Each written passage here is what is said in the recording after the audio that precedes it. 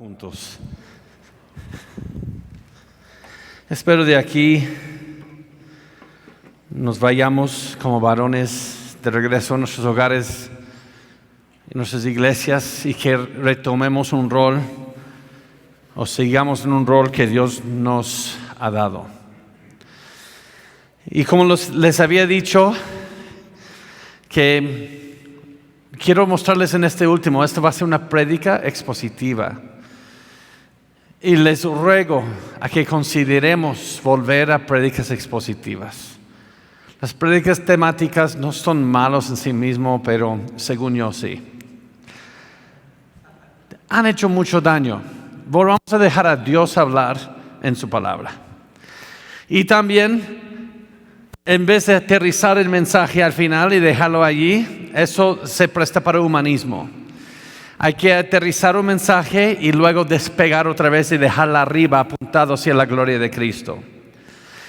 Y espero poderles dar un ejemplo de una prédica expositiva. No es que yo sea el mejor para eso, nada más es un ejemplo de una prédica expositiva viendo a Pablo en Atenas.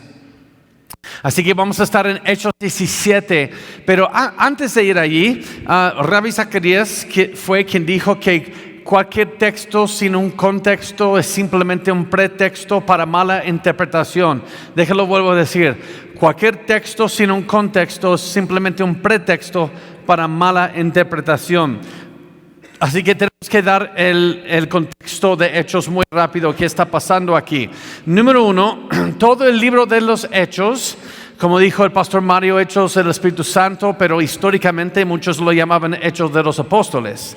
Esta carta es el cumplimiento, se centra en un versículo, y es el Hechos 1:8. Justo antes que Jesús asciende a la diestra del Padre, Él dice: pero recibiréis poder cuando haya venido sobre vosotros el Espíritu Santo, y me seréis testigos en Jerusalén, en toda Judea, en Samaria, hasta lo último de la tierra. Y luego el resto del libro de los Hechos está mostrando cómo el Evangelio rompe barreras lingüísticas, culturales, religiosas y étnicas para llegar a nosotros, gracias a Dios, porque esto empezó entre judíos que hablaban arameo y leían griego. Un día tenía que llegar a México, donde hay mexicanos que leen español. Entonces, para que empiece allí y llegue aquí, tiene que romper barreras lingüísticas, culturales, étnicas y religiosas. ¿Ok? Y estamos viendo el Evangelio romper todos esos paradigmas para llegar a nosotros. Y luego el próximo capítulo empezamos a ver el cumplimiento de Hechos 1:8, cuando el Evangelio llega a Jerusalén. Escúcheme muy bien, el nacimiento de la iglesia es este día. Yo sé que hay unos movimientos que ahora enseñan que no, lamento eso.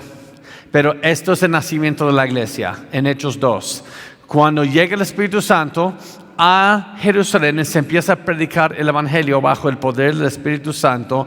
Y luego en los próximos capítulos vemos que el Evangelio está saliendo hacia Judea y luego a Samaria, porque acuérdense, unos capítulos después Felipe está predicando en Samaria cuando es llevado por el Espíritu Santo con el eunuco.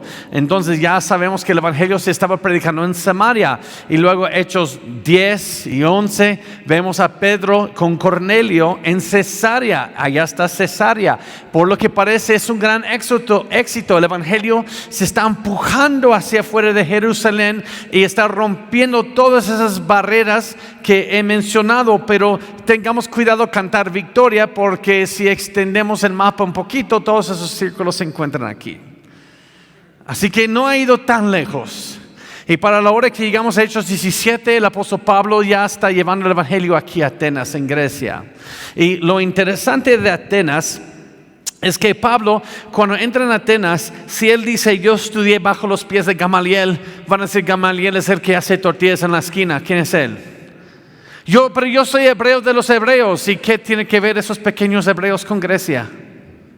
Ok, yo soy de la tribu de Benjamín. Benjamín es este fulano que me debe 5 pesos. A ellos no les importa. Pablo no tiene nada que jactar aquí. Acuérdate un poquito de este contexto. Aquí hubo Sócrates. Esa es la tierra de Platón. De Aristóteles. Aristóteles, solo él escribió más de 200 obras filosóficas. ¿Quién eres tú, Pablo, aquí?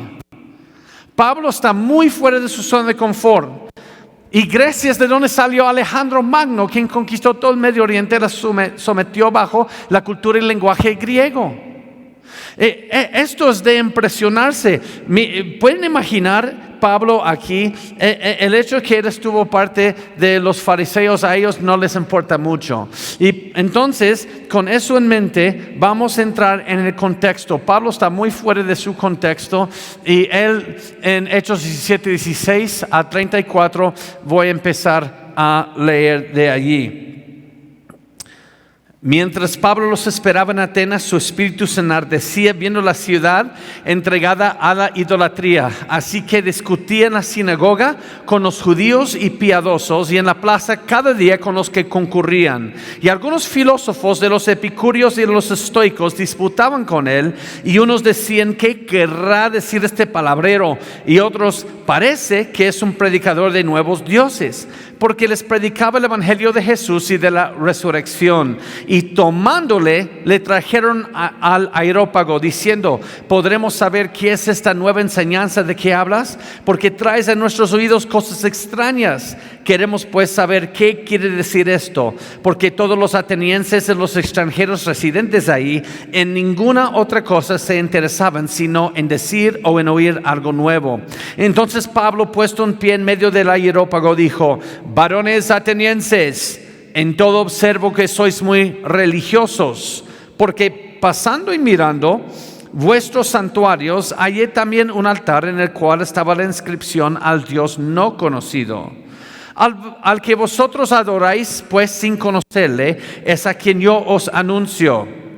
El Dios que hizo el mundo y todas las cosas que en él hay, siendo Señor del cielo, de la tierra y de la tierra, no habita en templos hechos por manos humanas, ni es honrado por manos de hombres como si necesitase de algo, pues él es quien da a todos vida y aliento y todas las cosas. Y de una sangre ha hecho todo el linaje de los hombres para que habiten sobre toda la faz de la tierra, y les ha prefijado el orden de los tiempos y los límites de su habitación, para que busquen a Dios, si en alguna manera palpando pueden hallarle, aunque ciertamente no está lejos de cada uno de nosotros, porque en él vivimos y nos movemos y somos, como algunos de vuestros propios poetas también han dicho, porque linaje suyo somos. Siendo pues linaje de Dios, no debemos pensar que la divinidad sea semejante a oro o plata o piedra, escultura de arte y de imaginación de hombres.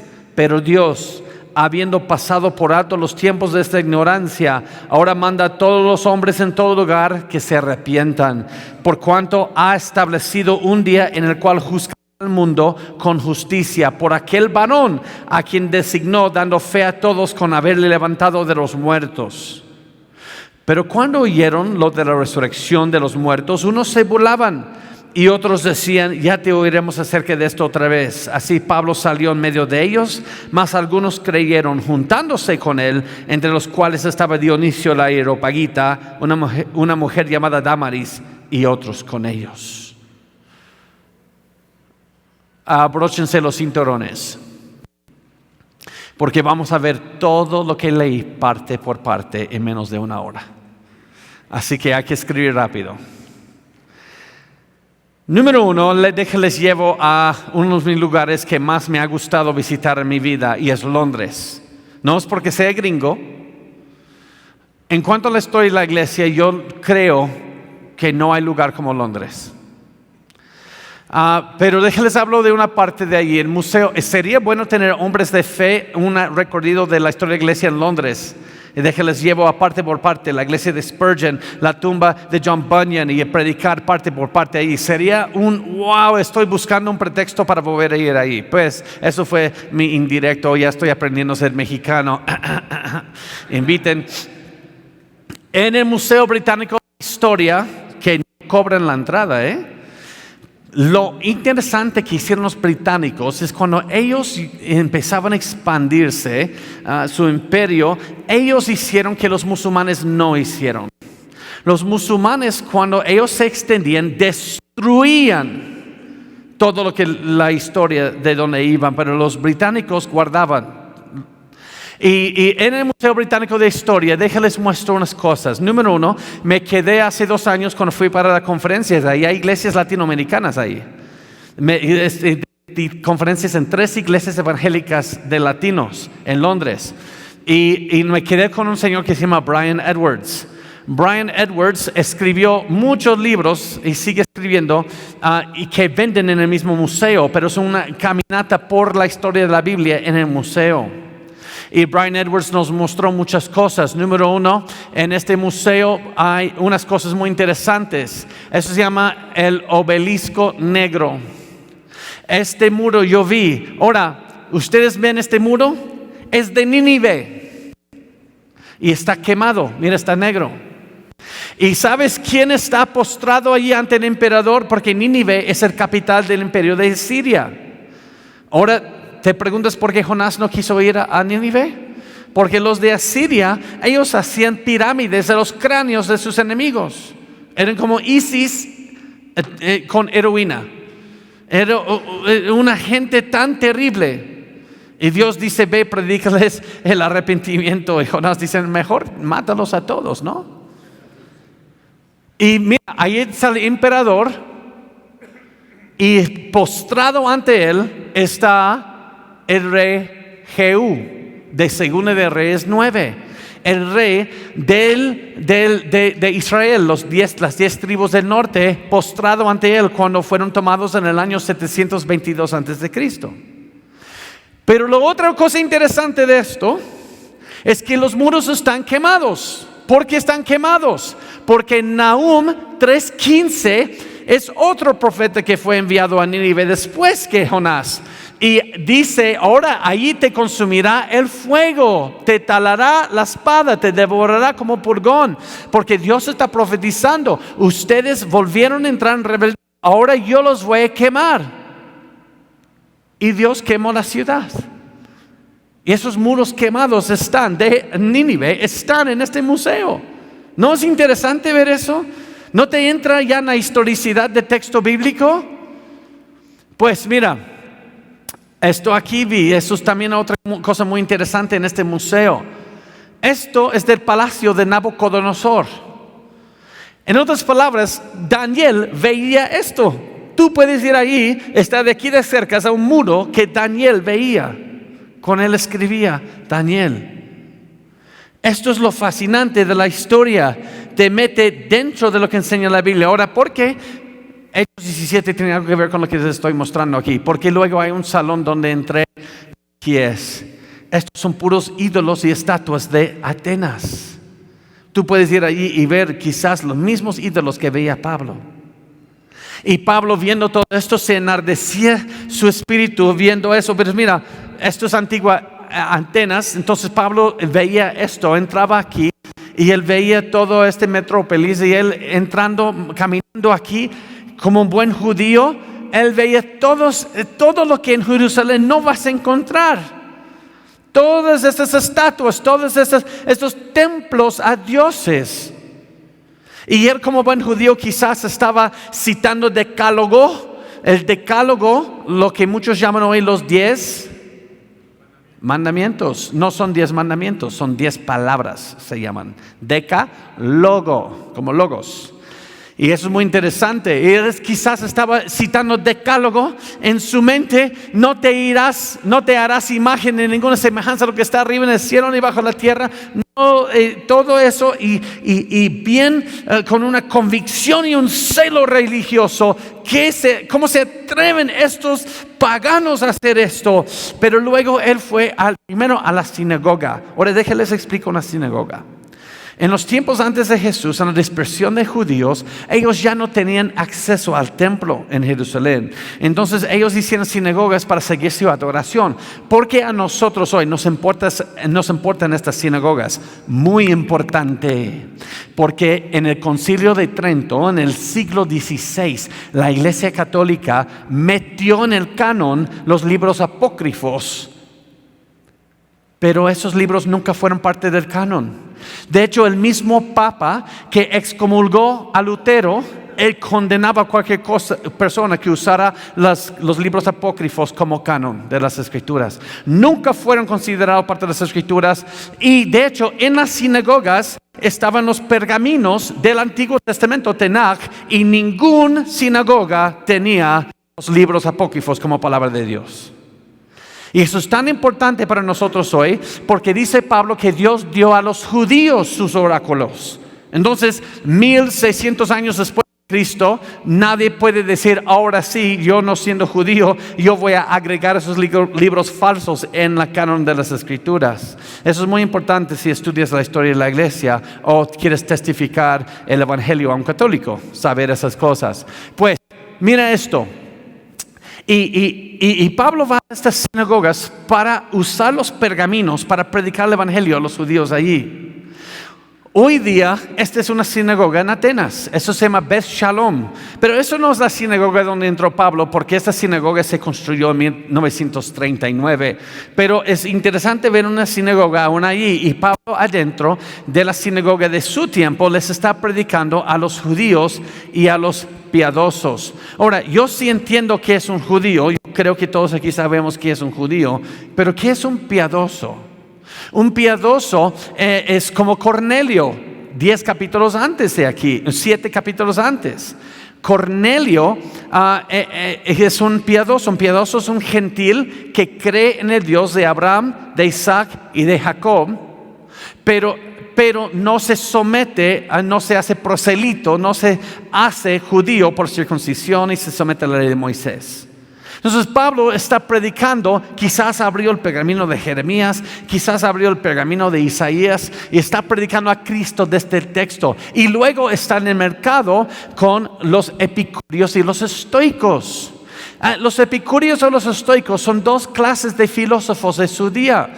Los estoicos tenían mucho tiempo, y también los epicúreos, algunos hasta 3-4 siglos antes de Cristo, estas clases de filosofía. La filosofía tenía como dos fines: es de sanar el dolor y de vivir bien. El vivir bien es como el animismo de Sudamérica con la Pachamama. En Bolivia es como el buen horizonte, vivir bien. El sanar dolor, no te equivoques, no es como, ay, me corté la mano, ¿alguien me puede aplicar filosofía porque me duele? No, es el dolor existencial. Y Pablo está hablando con ellos del evangelio y dice el texto, tomándolo, lo traen al areópago. Y el texto bíblico, por lo que parece, está diciendo que no le dieron una invitación como me dieron a mí para hablar aquí. No le hicieron una ofrenda de amor, sino por lo que parece lo llevaron a fuerzas. Y fíjate, Pablo ni tiene Biblia y no puede sacar los pergaminos de la sinagoga. El Nuevo Testamento no está escrito aún y Pablo va con las manos vacías y lo llevan. ¿Qué es el areópago? Pues el areópago quiere decir roca de Ares, y aquí está la roca de Ares en Atenas hoy día. Tú puedes visitar donde Pablo hizo esta prédica. Entonces Pablo se pone enfrente de ellos y espero que ya están empezando a sentir como si están en el lugar de Pablo. Y están enfrente de esa roca. Pablo está solo, no hay otro cristiano ni de aquí a cientos de kilómetros de lejos. Y les empieza a predicar. Entonces Pablo, puesto en pie en medio del areópago, dijo: varones atenienses, en todo observo que sois muy religiosos, porque pasando y mirando vuestros santuarios, hallé también un altar en el cual estaba la inscripción: al Dios no conocido, al que vosotros adoráis pues sin conocerles, a quien yo os anuncio. Eso es muy interesante. Pablo dice, hubo esos altares y vi un altar al Dios no conocido. Mira la historicidad de la Biblia aquí. A un viajero Apolonio de Tiana, de los tiempos de Jesús, nació quizás casi el mismo tiempo que Jesús. Él escribe en sus viajes de Atenas: una prueba de la sabiduría es hablar bien de todos los dioses, en especial en Atenas, donde se coloca altares en honor a dioses no conocidos. Así que tenemos escritos extra bíblicos de altares a dioses no conocidos. De hecho, tenemos dos hoy en museos, uno en Turquía y un altar a Dios no conocido en Roma. Ahora, ¿qué es este Dios no conocido. Déjenles muestro el nivel de superstición, porque si tú puedes entender quién es el Dios no conocido, dioses no conocidos, tú vas a entender la prédica de Pablo a ellos. Un Dios no conocido muestra el nivel de superstición de esta gente. Iba pasando Pablito y Pablito se tropieza en una roca y cae y muere. Y la gente era tan supersticiosa, decían, ok, hay un problema aquí. Diana le hemos dejado su ofrenda y a Zeus le hemos dado su ofrenda. Hemos dejado ofrenda a todos los dioses conocidos, así que debe haber aquí un Dios que no conocemos, que se enojó porque no le hemos dado ofrenda y no hemos hecho altar. Entonces vamos a construir con cemento un Dios y bloques, un altar a este Dios no conocido, y le vamos a dar ofrendas para que no se vuelva a enojar con alguien. Eso es el nivel. Ellos son más supersticiosos que tu abuelita. Eso es una superstición nivel así, superstición. Y Pablo se va a aprovechar de su ignorancia para presentarles el evangelio de Jesucristo. Y Pablo, mira cómo él dice aquí, él no empieza, noten, no empieza diciendo Jesús te ama. De hecho, en toda la historia de la iglesia no empiezan diciendo Jesús te ama. Esto es algo del siglo XXI nomás. Y él les va a empezar a decir eso, el Dios que hizo el mundo y todas las cosas que en él hay, siendo Señor del cielo y de la tierra, no habita en templos hechos por manos humanas, ni es honrado por manos de hombres como si necesitase de algo. ¿Ustedes saben lo que les está enseñando? Ok, sígueme por favor. Yo sé que ha sido un fin de semana muy largo, pero sígueme esto. Ellos son supersticiosos. Una persona supersticiosa cree que uno es soberano y los dioses o Dios o mi Diosito, si yo les doy una mordida, una ofrenda o lo que tú sea, cumplo con rezar Padre Nuestro, Ave María, lo que tú quieras. Esa superstición es decir, yo tengo una voluntad y yo te voy a doblar a ti, a mi voluntad, con darte una mordida. Pero Pablo les quiere mostrar, no, el que es soberano es Dios y el que tiene una voluntad eres Él. Y tú eres quien debe someterse a su voluntad, no viceversa. Entonces Pablo les empieza enseñando teología propia. ¿Qué? ¿Qué es teología propia? Mira, lo que nosotros apenas en el seminario aprendemos en teología, Pablo está enseñando a un grupo de paganos que no conocen a Cristo. ¿Pueden ver hasta lo lejos que hemos desviado de cómo se compartía el evangelio?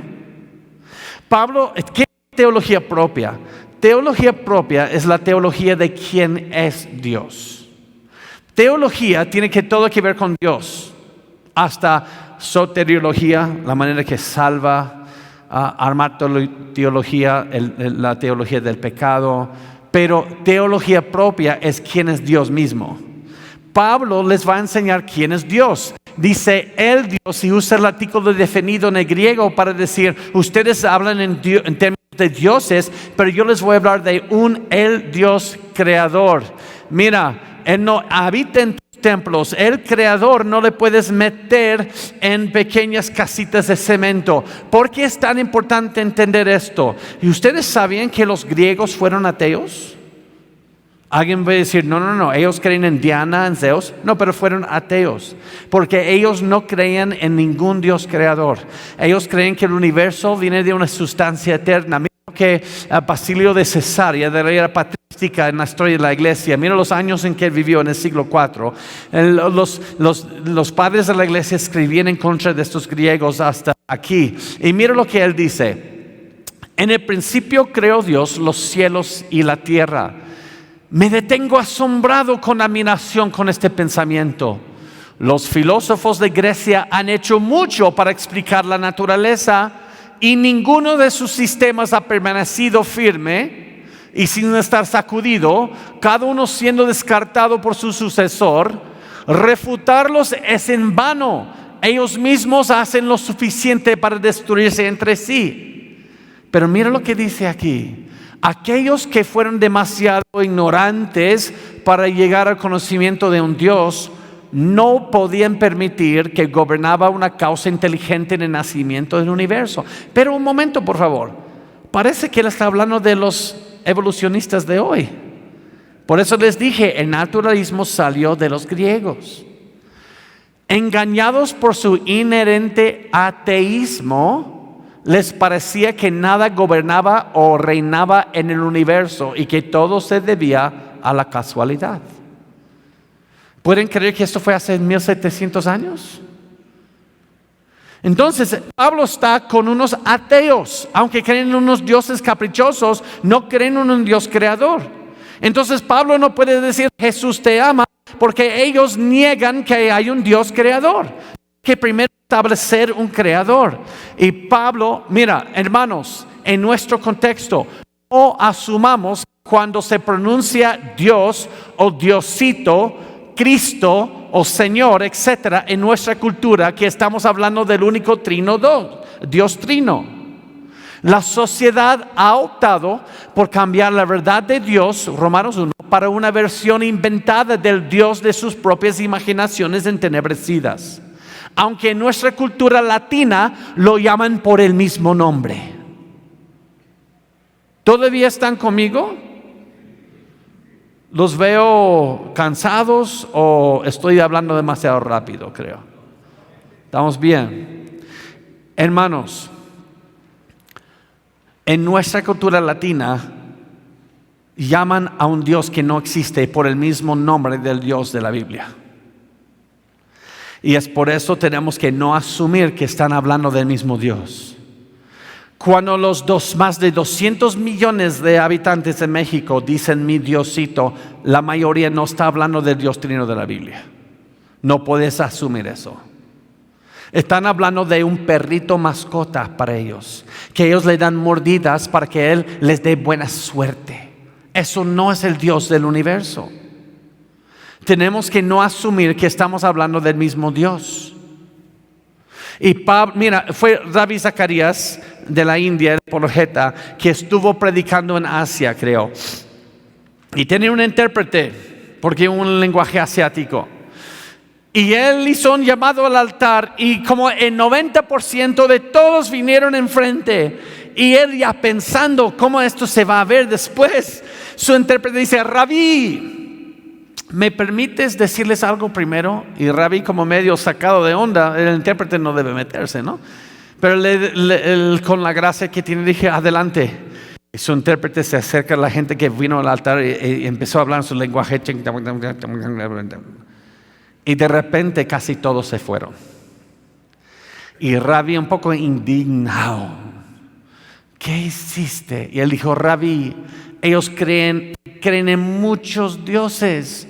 Tú les invitaste a agregar a Jesús a su panteón de dioses. Entonces lo único que yo les dije es, hey, si ustedes reciben a Cristo hoy por la fe, eso es excluir a todos tus demás dioses. ¿Y sabe qué? Casi todos se fueron. Y Rabí tuvo que aprender una lección muy dura. No asumas que estamos hablando del mismo Dios. Cuando hablamos del Evangelio, tenemos que tomar el tiempo para enseñar quién es el único Dios trino de la Biblia. Y luego Pablo llega al segundo punto de su sermón, pues Él es quien da a todos vida y aliento y todas las cosas, y de una sangre ha hecho todo el linaje de los hombres para que habiten sobre toda la faz de la tierra. Pablo empezó enseñando teología propia, ahora va a dar el siguiente paso, y es Pablo les enseña antropología. ¿Quién es el hombre? Pablo, tú vas a fallar mi clase de evangelismo del siglo XXI en Querétaro. ¿Cuándo les vas a decir Jesús tiene un plan maravilloso para tu vida? ¿Cuándo les vas a decir que Jesús te ama? Está añorando Jesucito solamente para que tú lo aceptes en tu corazoncito. O quizás Pablo no está mal, quizás yo estoy mal. Pablo no les va. Mira, si hay una cosa que nuestro mundo tiene que conocer hoy, es quién es Dios y quién es el hombre. Porque lo tienen al revés. El hombre es el soberano y Dios es su mascota, quien hace trucos si le das una mordidita. Y si hay algo que necesitamos es invertirlo. Y Pablo no les va a decir que Jesús te ama, tiene un plan para tu vida. Pablo les va a decir, mira, primero déjate te digo quién es Dios y quién eres tú. Ahora bien, dice que Él es quien da a todos aliento y vida, así que tú no eres quien das un propósito para los dioses caprichosos de los griegos, sino el único Dios creador es quien te da propósito a ti. Y luego Pablo dice esto, y les ha prefijado el orden de los tiempos y los límites de su habitación.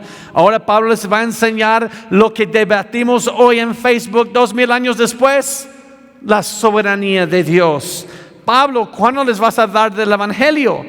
Lo que no te diste cuenta es que Pablo sí les está compartiendo el evangelio. Esto es el evangelio. Pablo les enseña la soberanía de Dios. Mira lo que dice Salmo 135:6. Todo lo que Jehová quiere lo hace en los cielos y en la tierra y en los mares, en todos los abismos. Pablo dice que les ha prefijado el orden de los tiempos y los límites de su habitación de todo ser humano. Ustedes son atenienses porque Dios lo quiso así. Yo soy de la tribu de Benjamín, de los israelitas, los judíos, porque Dios lo quiso así. Todo con el fin de que busquemos a Dios. Mira, les muestro cómo funciona la soberanía de Dios, ¿ok? No vamos a entrar en el debate de la soberanía de Dios, vamos a ver esto ya a un nivel más práctico. Este hombre es José. En el Antiguo Testamento, que su padre le hizo una túnica de colores. ¿Se acuerdan de eso en el Antiguo Testamento? Su padre se le ocurrió hacer una túnica de colores y luego que lo manda de chismoso para estar diciendo a sus hermanos qué están haciendo. Sus hermanos lo meten a un pozo, a una cisterna, y luego lo van a matar, pero Dios intercede y hace que pasa un caraván de ismaelitas. ¿Ismaelitas? ¿Quiénes son ismaelitas? Acuérdense de Abraham cuando tuvo con Agar un niño, Ismael.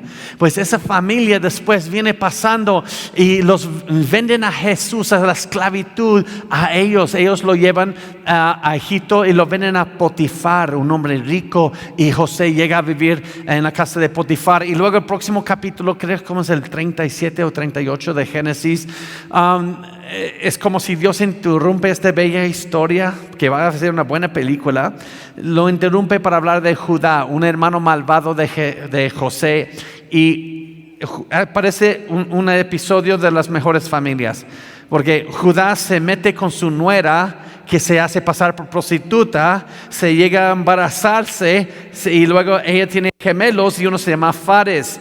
Ok, gracias Dios por Génesis 38. La aplicación del sermón de hoy es aguas con la nuera. Vamos a seguir. Pues, sin que sabe por qué eso está allí. Ahora, sí hay una razón por la que está ahí. Estoy siendo así para luego dar un punto aquí. Y luego volvemos a la historia del protagonista. ¿Quién es José? José es el protagonista de todo esto, obviamente. La esposa de Potifar, donde él está, le echa ojos a José. Él dice ni contra Dios ni contra Potifar. Y luego ella le levanta una farsa, lo echa en la cárcel. En la cárcel conoce el panadero y copero. Y al panadero, a través del poder de Dios, puede interpretar su sueño. Te van a matar. Al copero te van a restaurar. Al faraón. Hey, amigo copero, cuando te restauran con el faraón, ¿te puedes acordar de mí? Por supuesto que sí. Lo restauran al copero y pasan unos años y su BFF, mejor amigo de Facebook, se olvida de él y lo deja pudriendo en la cárcel como un buen amigo que fue, hasta que Faraón tiene un sueño que nadie puede interpretar y su amigo el copero, ya me acuerdo, mi mejor amigo, mi primo, mi cuate que dejé pudriendo en la cárcel unos años, él puede interpretar el sueño. José interpreta con el poder de Dios el sueño que va a haber 7 años de hambre, 7 años de abundancia, 7 años de abundancia, luego 7 años de hambre, y le da un plan como que para que toda la región no muera de hambre. ¿Qué puede hacer? El faraón es tan impresionado que lo saca de la cárcel, le hace segundo ministro bajo él de todo Egipto, y luego para que tú y yo en el año 2019 después de Cristo podemos subir en Facebook, todo esto fue para que tú y yo seamos protagonistas de la palabra de Dios. ¡Aleluya! Cuando Dios quiere verte en un palacio, aleluya, nadie podrá mantenerte en un pozo. Pero luego no seguimos leyendo la historia, porque después están en esclavitud y Dios levanta a Moisés. ¿Dónde fue criado Moisés? En el palacio. ¿Y dónde fue a morir? en el desierto. ¿Por qué nadie pone esto en Facebook? Cuando Dios quiere verte en un desierto, aleluya, nadie podrá mantenerte en un palacio. Porque nunca he visto esto en Facebook. Porque nosotros nos hacemos el protagonista de la Biblia cuando las cosas van bien, y cuando las cosas van mal, de repente ya no soy el protagonista. Porque ese es el humanismo, que no conocer la soberanía de Dios nos lleva a estas mensadas aquí. ¿Ustedes saben por qué sucedió todo esto? En Génesis 50:20, José, antes que muere su papá, hasta sus hermanos piensan que él se va a desquitar, y dice: vosotros pensáis mal contra mí, mas Dios lo encaminó a bien para hacer lo que vemos hoy, para mantener en vida a mucho pueblo. Perdón, no. Si ves el hebreo, es el mismo verbo. En otras palabras, lo que vosotros pensasteis contra mí, mas Dios lo pensó para bien. Dios no tomó algo que ustedes hicieron en su voluntad y vio cómo, rascándose la cabeza divina, cómo encaminarlo para bien, sino cuando ustedes lo vendieron en esclavitud, Dios lo estaba pensando, Dios lo estaba decretando que sucediera para el bien. Y eso es la soberanía de Dios. Ahora vamos a ver por qué. Vamos a la historia. Entonces están en Egipto, pueden comer, la familia de José llegan y no mueren de hambre porque hay comida. Y luego están en Egipto y entran en esclavitud, y luego Dios los levanta a Moisés, los llevan al desierto y luego los entran en la tierra prometida, en nace Rey de Reyes y Señores, cuya gloria es la cosa más hermosa que existe y la cual estamos viendo en la cruz de Cristo, en su resurrección. Pero mira, ¿se acuerdan de esa historia de las mejores familias con Tamar? Sí, ese niño legítimo Fares, todo eso tiene que ver con él, todo esto. ¿Sabes por qué? Ese niño Fares,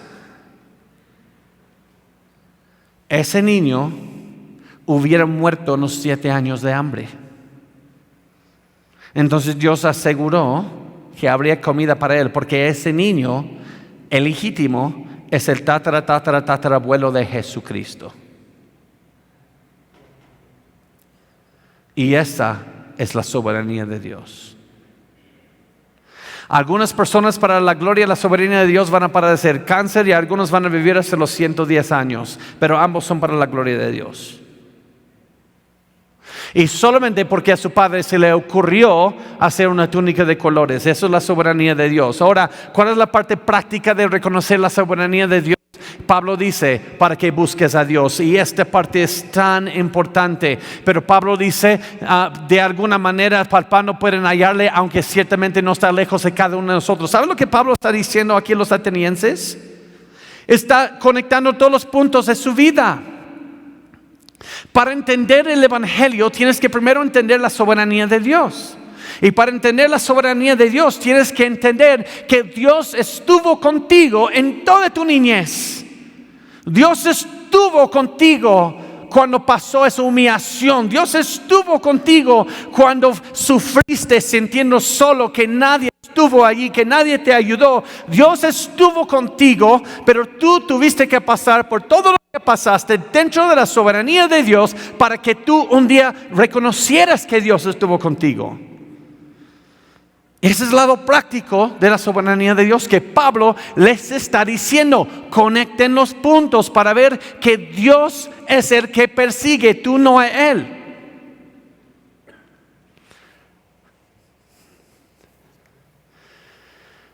Pablo les enseña cuál es el lado práctico de la soberanía de Dios. ¿Sabes cuál es? El lado práctico de la soberanía de Dios no es para que tengas un debate en Facebook sobre calvinismo o arminianismo. El lado práctico de la soberanía de Dios es para que tú conozcas cuál es el propósito de Dios para el hombre. Y el propósito de Dios es para que busquen a Dios. Y el día en que dejes de ser víctima de las circunstancias de tu juventud o de tu vida, y dices que Dios, tú no solo permitiste eso, decretaste eso para que yo te buscara, ahora no vas a vivir como víctima, vas a vivir confiando en el Dios que es el Rey de Reyes y Señor de Señores sobre todo. Eso es tan importante aprender. Mira lo que dice el Catecismo Westminster: el principal fin del hombre es glorificar a Dios y disfrutar de Él para siempre. Oye, eres evangélico, ¿cómo te atreves a citar un catecismo? Porque el catecismo es de la iglesia evangélica, no de la iglesia católica. Solamente en la iglesia evangélica hemos dejado en los últimos 50 años de usarlo. En mi caso usamos el catecismo de Londres de 1689. Está en castellano, lo pueden buscar. Haces preguntas al niño, te responden, están aprendiendo teología de esa manera. Pues, eso es para otro día. Tú puedes decir, pero mira, si Dios quiere que lo busque, ¿por qué se esconde de mí?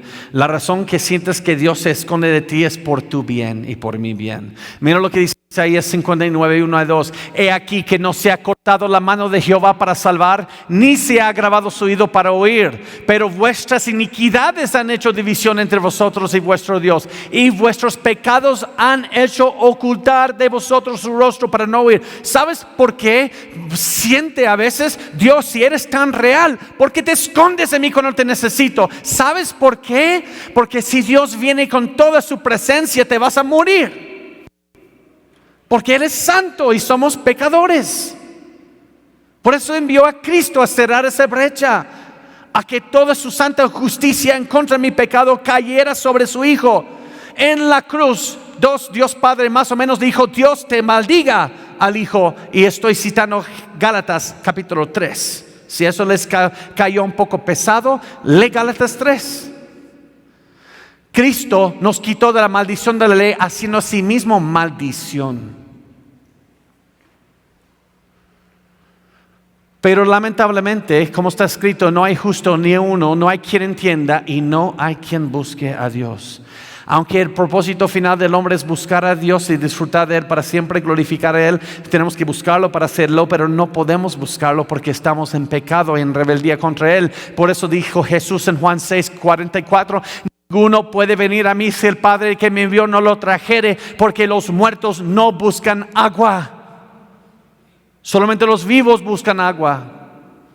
Y es por eso Dios tiene que interceder para que el hombre lo busque. Nadie lo busque al Hijo, al menos que el Padre lo atrae a Él primero. Gracias a Dios, Dios no esperó que me naciera a mí. Dios tomó la iniciativa para buscarme a mí primero. Una fue Francis Thompson, el poeta británico, un genio que era un drogadicto. Él estudió medicina por 9 años y en sus estudios de medicina él tuvo un incidente y él empezó a tomar opios, que es como heroína de hoy, quizás, opios. Y se volvió adicto a los opios y después de 9 años estudiando medicina, un genio, tuvo que vivir en la calle con drogadictos y prostitutas, porque su adicción lo llevó mal. Y luego no lo dejaban entrar, creo, en Cambridge, si recuerdo bien, Cambridge o Oxford, por su reputación con las drogas. Pero fue un genio. Entonces lo que hacía Francis Thompson en la calle, él escribía ensayos al periódico y publicaba en sus ensayos diciendo quién es este genio anónimo entre nosotros, porque no daba su nombre y él vivía en la calle, un drogadito. Pues por lo que parece, conoció a Cristo. Y él escribió el poema más hermoso fuera de la Biblia que he visto en mi vida. Se llama El Sabueso del Cielo, The Hound of Heaven. Y esa es una traducción de partes. Es un poema muy largo, y si lo lees vas a darte cuenta que estás leyendo un genio. Te va a quebrar la cabeza. Pero nada más les muestro algo aquí de ese poema. Con él pudo cerrar, porque él pasó una juventud muy, muy desastrosa y muy trágica, y estaba traumatizado por su juventud. Y cuando él pudo conectar los puntos con la soberanía de Dios, todo tuvo sentido para él. Y tienes que entender, Pablo aquí entre los atenienses les está tratando de cerrar la brecha, cerrar los puntos entre su vida como atenienses paganos y la soberanía de Dios. Y mira lo que dice Francis Thompson, que Dios fue como un sabueso cazando, como un sabueso caza un conejo. Y mira lo que dice aquí: huía de él noche y día. a través de los arcos de los años. Eso es un genio. Piensa lo que está diciendo. Los arcos de los años, la repetición de años huyendo de Él, como mostró mi vida cíclica, huyendo de Él, entrando cíclicamente en cosas malas.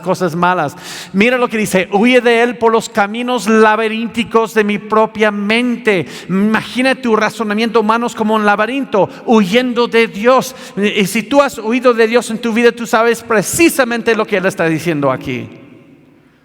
Que en un laberinto no puedes buscar salida, pero no puedes quedarte quieto. Sigues buscando y no puedes. Estás en una trampa sin salida. Pero mira, y entre la niebla de lágrimas, corriendo bajo la carcajada, me escondí de Él. Me escondí de Él a través de lágrimas, bajo carcajada. Y tú sabes, la gente, cuando tú has huido de Dios, cuando has estado en rebeldía, te escondes de Él con mucha carcajada, ¿no? Para huir de los pasos que me seguían detrás. Pero escucha bien lo que dice aquí: pero con una persecución sin prisa. Si tú has huido de Dios en tu vida, tú sabes que Dios te persigue, pero sin prisa. Con paciencia te va persiguiendo. Imperturbable ritmo, inminencia prevista y sin contraste. Los oigo resonar, y aún más fuerte una voz que me advierte: todo se te escapa a ti, porque tú me escapaste a mí. Tenté a sus servidores. Entonces yo fui con los aleluyos, los cristianos, para demostrar que ellos son hipócritas. Tenté a sus servidores y solo hallé mi propia traición en su constancia, de su fe en Él, su deslealtad para conmigo, su veracidad traidora, su engaño leal. Él no aguantaba ver. Él dijo: todos esos cristianos son unos aleluyos falsos. Yo voy a demostrar que ellos tampoco lo aman. Y él vio su constancia con Dios, su deslealtad con Él. Y noche a noche afuera oigo los pasos que me avance, con medidas carrera, deliberado avance, majestad inminente, que deja oír la voz de la otra parte. Nada podrá llegar a contentarte mientras no me contentes a mí. Si hay alguien huyendo de Dios hoy en su vida, ten por seguro, nada te va a contentar mientras que tú no le contentes a Él. Y al final del poema, porque es muy largo, llega este momento. Ya la persecución está lograda. Dios ya lo tiene en una esquina en el laberinto, no puede salir. Y la voz como un mar en torno fluye. Porque acuérdate, él tenía todas estas quejas de su juventud. Él está diciendo: no, yo soy así por mi mamá, yo soy así por mi papá. Y Dios en su poema le dice: ¿crees que tu tierra gime destrozada, fragmento sobre fragmento? Todo te huye a ti, porque tú me huyes a mí. Extraña, fútil cosa miserable, dime, ¿cómo podría ser amada? ¿No he hecho ya demasiado de tu nada para hacerte a ti sin mérito aceptable? Pizca de barro, ¿acaso no sabes cuán poco digno de amor eres? ¿Quién hallarás que te ame excepto yo? Solamente yo. Todo lo que tomé de ti, ¿cómo le va a reconciliar su juventud? Todo lo que tomé de ti, háblanos de su niñez, lo tomé, pero no para hacerte daño, sino solo que lo buscaras en mis brazos. Todo lo que como niño pensaste haber perdido, lo he guardado para ti en casa. Levántate, estrecha mi mano y ven, detén junto a mí esa pisada. Y termina el poema diciendo: más tierno, más ciego, el más débil, soy el que tú buscas, pero tú echaste el amor de ti, el que me echó a mí. ¿Entienden ese poema?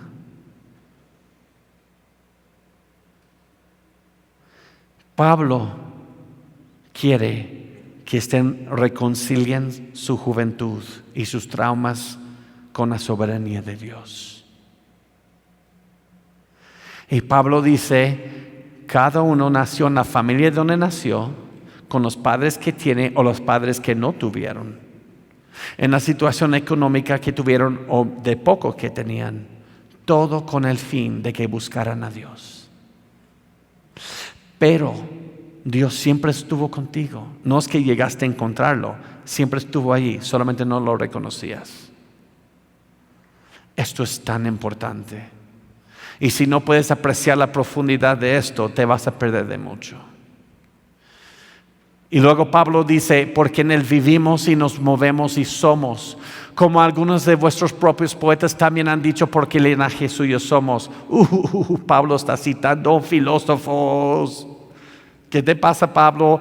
Pablo citando aquí Epiménides del 6º al 7º siglo antes de Cristo, y luego porque el linaje suyo somos es Arato de los años 310 a 240 antes de Cristo. De hecho, no es la única vez que Pablo cita filósofos. También cita Epiménides en Tito 1:12.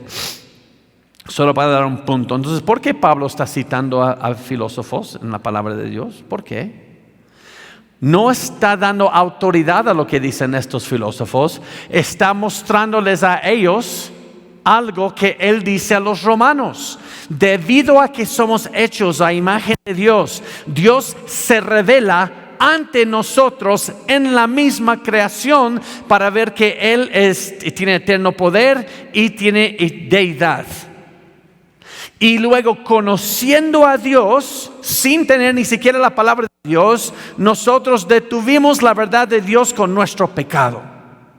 Entonces Pablo está diciendo, tus propios poetas han llegado a las conclusiones correctas acerca de Dios con solamente la revelación general. En otras palabras, aunque ustedes atenienses nunca tuvieron la palabra de Dios, Dios se reveló a ustedes y ustedes rebelaron contra Él. Ahora, ¿cómo es eso posible? Porque el linaje suyo somos. Eso es correcto, somos linaje de Dios. Mira a la genealogía en Mateo 1.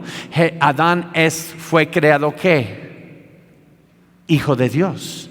Solamente Adán perdió esa relación de padre e hijo con Dios en el pecado, y nosotros en Cristo somos hechos hijos de Dios. Y Pablo dice, tus propios poetas reconocieron eso por su mismo razonamiento que Dios les dio por ser hechos a imagen y semejanza de Dios. Y porque en Él vivimos y morimos y vivimos y somos. Eso se llama la aceidad de Dios, que Dios no depende de nosotros, nosotros dependemos de Dios. Así que estos filósofos se habían acercado a algunas verdades solamente por ser hechos de imagen de Dios, a reconocer cosas de Dios. Entonces Pablo dice, ustedes me van a decir, ¿cómo Dios nos va a juzgar si nunca tenemos su palabra? Y yo les digo, Dios se reveló a ustedes y ustedes lo rechazaron. Y eso se llama apologética del pacto. Ahora, en otra conferencia me gustaría tomar unas 2 horas sobre este punto, y no estoy exagerando. La apologética del pacto es el hecho de que todo ser humano, no importa la tribu más lejana en la Amazonia, todos conocen a Dios y están en pacto con Dios. Sin embargo, con su propio pecado se han dejado engañar y han detenido la verdad de Dios con su propia injusticia.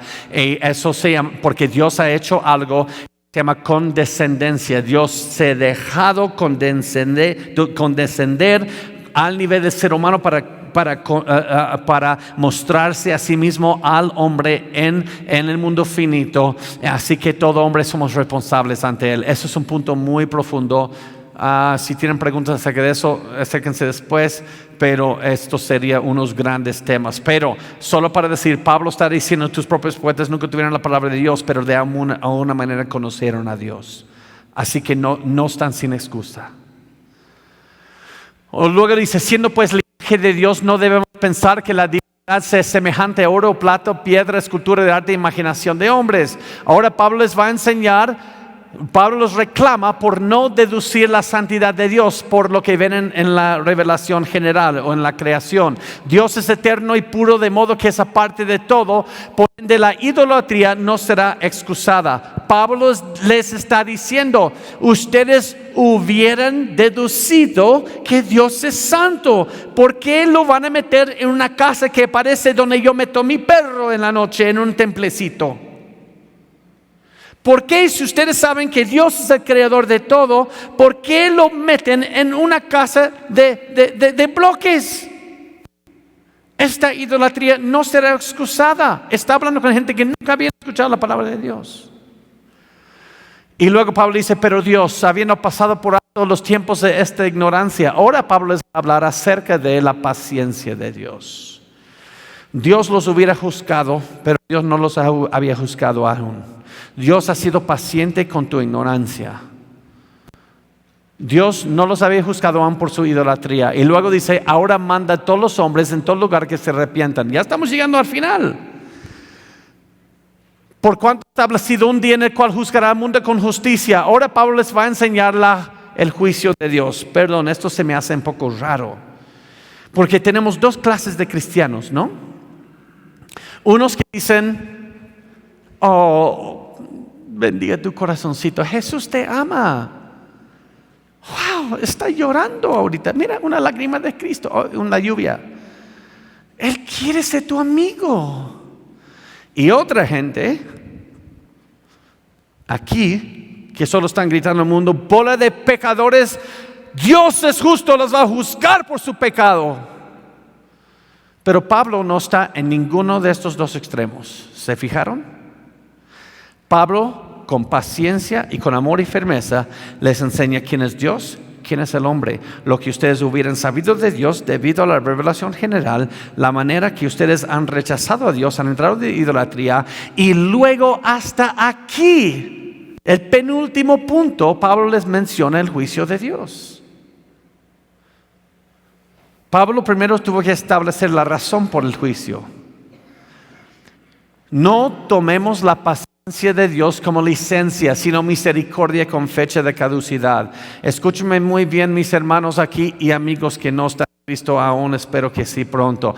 Escúchenme muy bien. El yogur en el Oxxo tiene una fecha de caducidad, ¿no? Así que yo puedo saber, viendo la fecha, cuando lo debo comer y cuando ya no lo debo comer. Tú y yo también tenemos una fecha de caducidad en los libros del Señor. Nuestros días están contados, escritos. Pero lamentablemente, la fecha de tu caducidad no está escrita en tu frente. Es invisible. Así por cada día que tú estás huyendo, ¿me escuchan? Por cada día que estás huyendo de Dios, estás apostando la eternidad que hoy no es la fecha.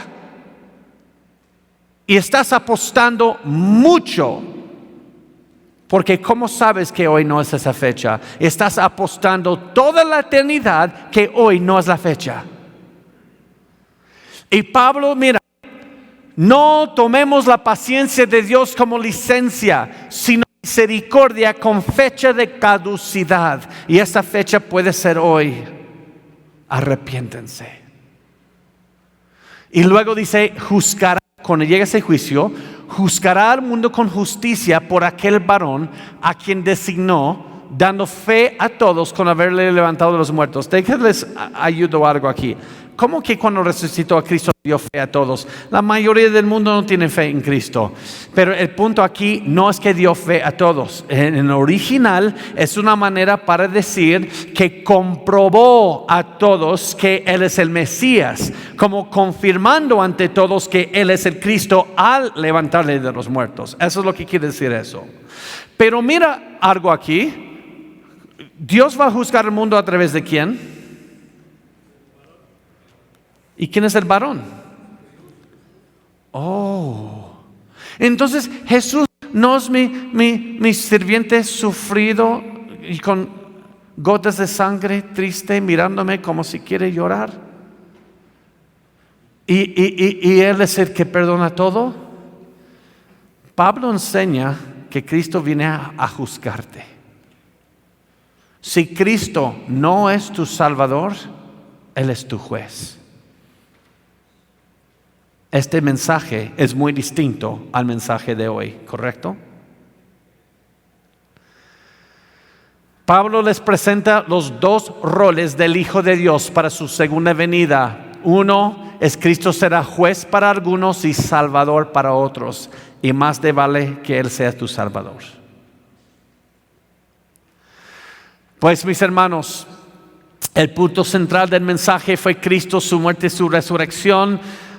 Y les digo algo, predicar a Cristo, Él es roca de caída para algunos y Él es precioso para otros. Esa palabra escándalo que dice roca de caída es donde sacamos la palabra escándalo hoy. Cristo es un escándalo. Cristo para todos los que estamos aquí es una de dos cosas para ti hoy. Él es un escándalo para ti o es precioso para ti. Nunca va a estar en medio. Lo mismo dice Pedro, 1 de Pedro 2, 7a y 8. Para vosotros pues los que creéis, Él, Jesús, es precioso, pero también es pie de tropiezo y roca que hace caer. Escándalo, otra vez, el escándalo para los que se pierden. Cristo para ti hoy es un escándalo o es precioso. Nunca va a estar en medio de los dos. Entonces, si el evangelio para ti hasta el día de hoy ha sido un escándalo, el problema eres tú, no es Cristo. También, y bienaventurado es Jesús a los discípulos de Juan cuando están en la cárcel. Y bienaventurados aquel que no haya escandalice o escándalo en mí, o roca que hace tropiezo. Pues, pero cuando oyeron lo de la resurrección de los muertos, unos se burlaban, otros decían, ya te veremos acerca de esto otra vez. Y así Pablo salió en medio de ellos, mas algunos creyeron juntándose con él. Así que el punto de ruptura fue la resurrección para ellos. Les puedo explicar eso porque son griegos, no quieren una resurrección. Ellos están buscando escaparse del cuerpo, no quieren volver a entrar en un cuerpo. Unos se burlaron de él, unos querían escuchar más, algunos creyeron. Ok, aleluya, se terminó. Wow, sobrevivimos y no nos quedamos dormidos. Ok, ¿en qué vamos a ver? ¿Qué me importa todo lo que acabamos de ver? Pues unos puntos prácticos. Primeramente, número 1, he aquí el Atenas que te rodea. Atenas está a todo tu alrededor. De hecho, en cada ciudad de México, en cada pueblo, aldea de México, los Estados Unidos, Bolivia, Paraguay, Chile, Bolivia, no importa dónde vas, este es el Atenas que te rodea. No tienes que ir a Grecia para ver Atenas. Y en el Atenas que nos rodea vamos a ver mucha idolatría, tal como Pablo, pero para nosotros es más difícil porque la idolatría tiene idiosincrasias que parecen algo de la Biblia, pero no es bíblico, es algo extraño. Y van a ver esto creyendo que eso trae suerte. Eso no trae suerte. Incluso en mi pueblo a veces hasta sale Jesús en tortillas quemadas. Y mira el versículo 16, cuando Pablo esperaba en Atenas, su espíritu se enardecía viendo la ciudad entregada a idolatría. Pero luego cuando está ante ellos, varones atenienses en todo observar, sois muy religiosos. Sí vale el tacto. Sí vale el tacto. Un hermano una vez en una conferencia me dijo, hermano, tengo una sensación que quiero salir a toda la Ciudad de México y derrumbar todos los ídolos que veo. Y digo, hermano, si tú haces eso, no se va a bajar la idolatría en ningún lado, porque la idolatría no está en imágenes, está en el corazón del hombre. Y el evangelio trata con el corazón. Y sí se vale tener tacto. No tengo que dar un golpe a alguien que tiene imágenes, sino seguirles mostrando la verdad, dejar que Dios trate con ellos. Y como Pablo, enséñales quién es Dios, teología propia, antropología, quién es el hombre, la soberanía de Dios, el propósito para el hombre, la revelación general de Dios, la santidad de Dios, la paciencia de Dios, el juicio de Dios, y luego preséntales a Cristo como su juez o salvador. ¿Cuál de los dos prefieres? Y luego Pablo sale de Atenas y va a Corinto. Y después escribe a los corintios, cuando fui a vosotros saliendo de Atenas, hermanos, proclamándoos el testimonio de Dios, no fui con superioridad de palabra de sabiduría, pues nada me propuse saber de vosotros excepto a Jesucristo y este crucificado. Mis hermanos, por favor, estamos llegando al final. Por favor, dejemos de predicar moralismo en nuestras iglesias. Si un judío que no acepta a Cristo como el Mesías, que no cree que Cristo es el Mesías, si él pudiera sentarse en una prédica tuya en el Antiguo Testamento y decir: amén, tú has fallado a tu Señor, vete a tu casa y no vuelves a que tengas algo que valga la pena oír. Porque somos nosotros testigos del nuevo pacto. Y estoy citando a Spurgeon, quien dijo: el lema de todo verdadero siervo de Dios debe ser: nosotros predicamos a Cristo y este crucificado. Un sermón sin Cristo es como un pan sin harina. No hay Cristo en tu sermón, caballero, entonces vete a tu casa y nunca prediques de nuevo hasta que tengas algo que valga la pena oír. Porque yo tengo que predicar a Cristo desde el Génesis hasta Apocalipsis. Yo predico a Cristo en Éxodo, yo predico a Cristo en Nahum, yo predico a Cristo en Joel, no solamente en el Nuevo Testamento, porque todo hablaba de Él, dijo Cristo en el camino a Emmaus a los discípulos. Todo hablaba de Él. Todo es hecho por Cristo y para Cristo. Todo es para su gloria. Y luego unos se van a burlar de ti, unos se van a querer escuchar más y algunos van a creer. No te preocupes por los que se burlan. Habla más con los que quieren escuchar más y ayuda a los que quieren creer. Mis hermanos,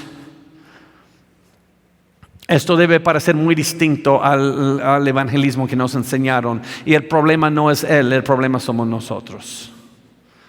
Hay que volver a predicar el Dios de la Biblia. Amén.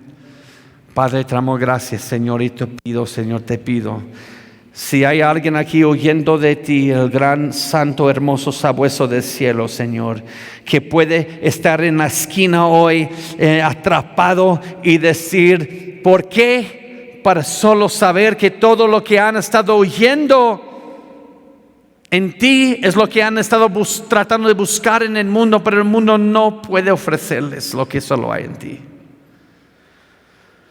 Señor, gracias porque tú eres el Dios soberano. Nosotros somos la criatura.